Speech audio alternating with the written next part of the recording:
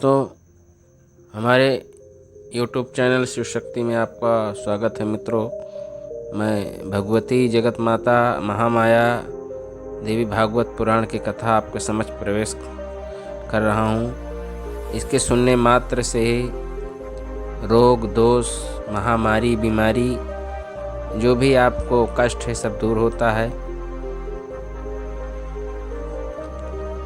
हम कथा शुरू करने जा रहे हैं। महामारी हैजा प्लेग जैसे भयंकर रोग में तथा भूकंप एवं उल्कापात आदि भयंकर परिस्थितियों में भी इस महापुराण के श्रवण मात्र से शांति स्थापित होती है। बालरिष्ट योग तथा भूत प्रेत जन्य बालकों के अनेक प्रकार के संकट भी इस देवी भागवत के श्रवण मात्र से दूर हो जाते हैं। जो मनुष्य श्रद्धा एवं भक्ति से देवी भागवत को पढ़ता या सुनता है वह चारों पदार्थों धर्म अर्थ काम और मोक्ष को अश्वमेव पा लेता है। जिस समय स्यमंतक मणि के खोजने के लिए कृष्ण भगवान वन में गए और आने में विलम्ब हो गया, उस समय चिंतित होकर वासुदेव जी ने इसी पुराण का श्रवण किया था, जिसके फलस्वरूप श्री कृष्ण जी सकुशल लौट आए और वासुदेव भी अपने प्रिय पुत्र को प्राप्त कर बहुत प्रसन्न हुए। जो मनुष्य भक्ति के साथ इसे सुनता या सुनाता है उसे भोग और मोक्ष दोनों ही अनायास मिल जाते हैं।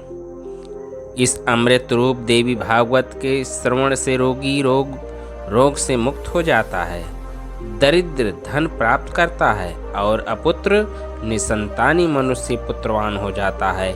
यहाँ तक कि सभी प्रकार की बांझ स्त्रियां अर्थात काकवंधा केवल एक संतान वाली मृतवत्सा जिसकी संतान होकर मर जाती हो आदि बांझ स्त्रियां भी इस देवी भागवत को विधिपूर्वक सुनकर दीर्घायु पुत्र प्राप्त करती हैं। इसलिए जिस घर में देवी भागवत की नित्य पूजा होती है वह तीर्थ के समान तुल्य है और उस घर में रहने वालों के सभी पाप नष्ट हो जाते हैं। इसमें तनिक भी संदेह नहीं है।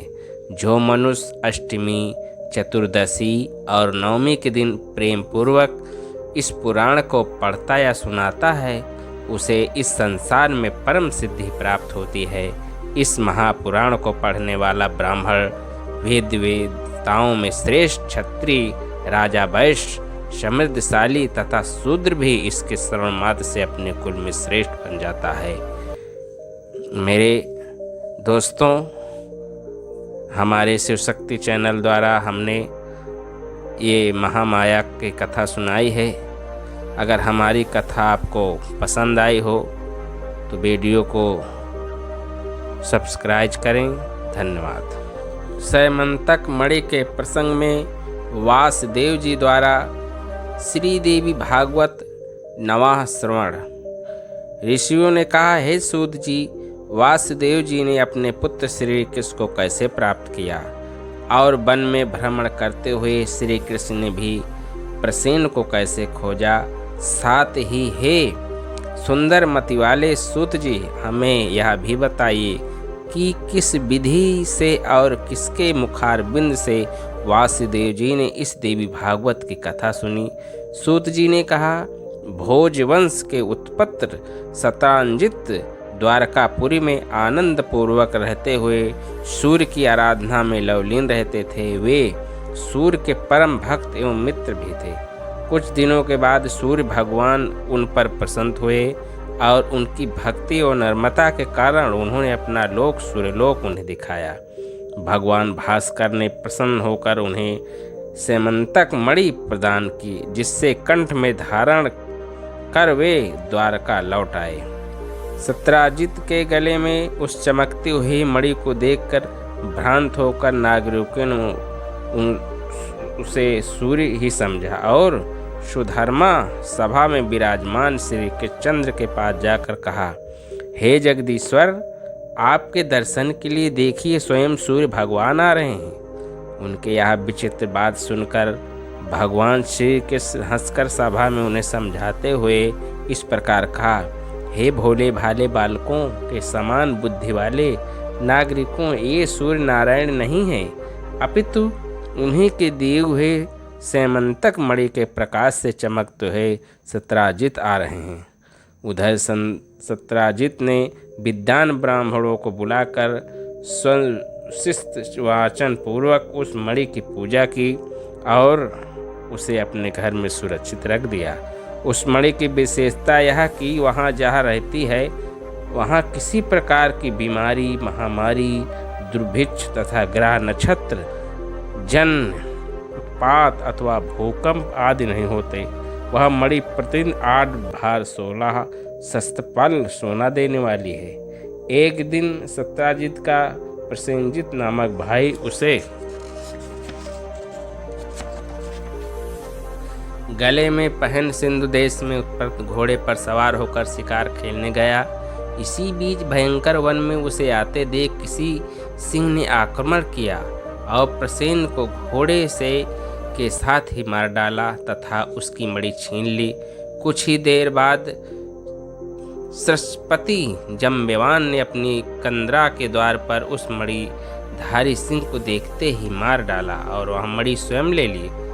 पराक्रमी जम्बेवान जामवंत ने उसे अपने पुत्र को खेलने के लिए दे दिया। बालक भी उस दिव्यमान मणि को पाकर बड़ी उत्साहता से खेलने लगा। उधर कई दिनों तक प्रसेन के न लौटने पर सत्राजित को चिंता होने लगी। वह दुखित होकर सोचने लगा, मालूम होना है मणि के लोभ से किसी ने प्रसेन को जान से मार डाला। उस पर द्वारकापुरी में कान्हा फूसी करते करते ऐसे किंवदंती फैल गई कि ना हो मणि के लोभ से श्री कृष्ण ने ही प्रसेन को अवश्य मार डाला है। जब यह कुछ समाचार भगवान श्री कृष्ण ने सुना तब उस मिथ्या कलंक को मिटाने के लिए नागरिकों के साथ प्रसेनजित को खोजने के लिए स्वयं निकल पड़े। घोर वन में जाकर उन्होंने सिंह द्वारा मारे गए प्रसेन को देखा। फिर मार्ग में गिरे हुए रक्त बिंदुओं के आधार पर सिंह का अवशेषण करते हुए आगे बढ़कर देखा तो एक गुफा के द्वार पर मरा हुआ सिंह दिखाई पड़ा। वहाँ पर मणि नहीं थी। तब अत्यंत दयालु भगवान ने करुणा के साथ पूर्ववासियों से कहा, मैं मणि चुराने वाले का पता लगाने इस गुफा के भीतर जा रहा हूँ। जब तक मैं न आऊँ तब तक तुम लोग यहीं मेरी प्रतीक्षा करना। एवं मस्तु कहकर सब नागरिक गुफा के द्वार पर रुक गए। केवल श्री कृष्ण भगवान ने उस बिल में प्रवेश किया जहाँ जाम्यवान रक्षराज का घर था। वहाँ पहुँचते ही श्री कृष्ण ने मणि पहने हुए उस ऋक्षपति के पुत्र को देखा। कृष्ण ने ज्यों ही उसे छीनना चाहा त्यों कुमार की धाएं से भयभीत हो और जोर से चिल्लाना शुरू किया। इस प्रकार धाएं की चिल्लाहट सुनते ही वहाँ श्री जाम्यवान आ पहुँचे। आवेश में आकर बिना सोचे समझे अपने प्रभु श्री कृष्ण ने निरंतर दिन रात मल्लयुद्ध करने लगे। इस प्रकार उन दोनों योद्धाओं में 27 दिनों तक अविराम मल्लयुद्ध होता रहा। उधर गुफा द्वार पर रुके हुए द्वारका निवासी नागरिक जन केवल 12 दिन तक प्रतीक्षा करने के बाद निराशा एवं भयभीत होकर अपने घर को लौट गए। वहां जाकर उन लोगों ने आदि से अनंत तक सारा वृत्तांत द्वारकावासियों से कह सुनाया। यह सुनकर सभी द्वारकावासी सत्राजित को कोसते हुए अत्यंत व्याकुल हो गए। उधर वासुदेव जी महाराज भी अपने पुत्र का चिंताजनक समाचार सुनकर परिवार सहित मूर्छित हो गए। पुनः सचेत होने पर बार बार विचार करने लगे, हाय हमारा कल्याण कैसे हो। वासुदेव जी शोकाकुल हो यह सोच ही रहे थे कि इसी बीच स्वयं बस ब्रह्मलोक से देव ऋषि नारद जी वहां पहुंचे। उन्होंने देखते ही वासुदेव ने उठकर उन्हें आदर के साथ प्रणाम किया। नारद जी ने कुशल क्षेम के बाद महाबुद्धिमान यदुश्रेष्ठ वसुदेव जी से पूछा, आप किस चिंता में पड़े हैं, सो कहिए। वासुदेव ने कहा, महर्षि मैं क्या कहूँ, मेरा परम प्रिय पुत्र कृष्ण जो प्रसेन को खोजने के लिए द्वारका वासी नागरिकों के साथ वन में गया था, वह उसने प्रसेन को मरा पाया। तत्पश्चात जिस सिंह ने उसे मारा था उसको भी एक गुफा द्वार पर मरा पड़ा देखकर हमारे पुत्र ने नागरिकों को उस बिल द्वार पर ही रखकर स्वयं कंदरा में प्रवेश किया। नागरिक जन दिन तक प्रतीक्षा करके चले आए, पर हमारे पुत्र को क्या हो गया वह मालूम ही नहीं। बहुत दिन बीत गए, परंतु मेरा पुत्र अभी तक लौटकर नहीं आया। इस कारण मैं बहुत दुखी हूँ और इसी चिंता में पड़ा हूँ। इसलिए मुने आप कृपा करके कोई उपाय बताइए जिससे मैं अपने प्राणप्रिय पुत्र को यथाशीघ्र पा सकूं।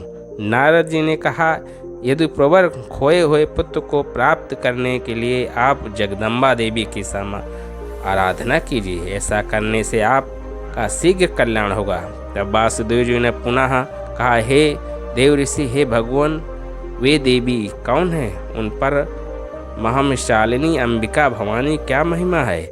यह सब कृपा करके विस्तार पूर्वक बताइए, जिससे मैं उनकी आराधना कर सकूं। हे भगवान वासुदेव, सुने, मैं संक्षेप में उनकी महिमा करता हूँ, क्योंकि उन भगवती की अपरंपार महिमा का विस्तार पूर्वक वर्णन कौन कर सकता है। जो भगवती निंदा सच्चिदानंद स्वरूपिणी ओम परम ब्रह्म स्वरूपा हैं, जो समस्त संसार में व्याप्त हैं। वही वह देवी हैं जिन पर देवी की पूजा एवं कृपा से ब्रह्मा संसार के सृष्टि करते हैं और उनकी स्तुति पूजा से मधुकैटभ दैत्यों के भय से मुक्त हुए थे। जिनकी कृपा से भगवान विष्णु समस्त संसार का पालन करते हैं और जिनकी दयादृष्टि शिवजी विश्व प्रपंच का क्षण भर में संहार करते हैं। वे ही देवी जो संसार के बंधन तथा मुक्ति को एकमात्र हेतु रूपा हैं। वे परम श्रेष्ठ विद्या तथा समस्त प्राणियों के स्वामी हैं। इसलिए हे वासुदेव, नवरात्र के पूजा विधानुसार उन जगदम्बिका देवी की पूजा